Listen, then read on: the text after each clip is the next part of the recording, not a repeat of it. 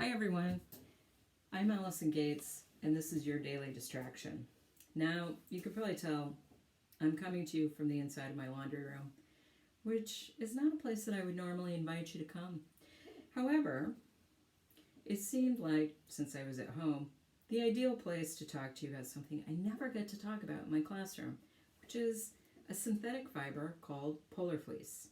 Now, at school, I'm in the textile classroom, and we talk a lot about natural fibers.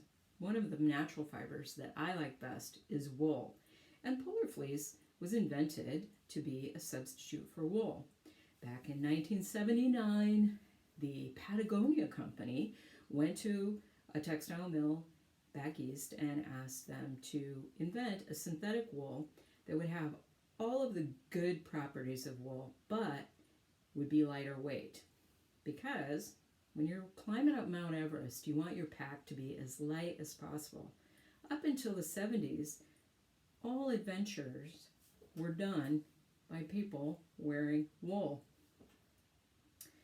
Polar fleece is really an interesting fiber in that it does perform quite a bit like wool, but it weighs a fraction as much. And the other thing about polar fleece is it's hydrophobic, which means it doesn't retain water.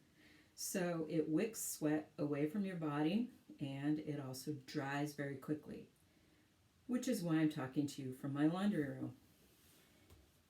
If we're using clothes made out of a synthetic wool that was meant to dry quickly, why then do we insist on throwing it into the dryer?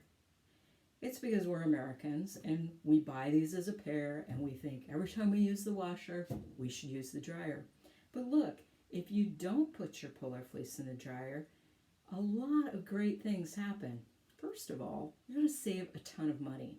If you're one of those people who needs to go and pay for your laundry, then just don't put the polar fleece in the dryer. Leave all that room for your towels and your jeans and all that stuff that doesn't dry very quickly. Polar fleece doesn't need to go in the dryer. Polar fleece, in fact, is damaged when you put it in the dryer. Now, you probably have had that experience where you had a great fleece and it was super velvety and cushy and snuggly, and then after you washed it and wore it and washed it and wore it, it kind of got crunchy and pilly and kind of rough and just not as wonderful as it was the day that you got it. That's because you've been putting it in the dryer. Polyester, or PET, when it gets warm, it tends to get soft. And when the fleece gets soft, it compacts. That means all the cushiness, which is the insulation, collapses. It's not insulating you anymore.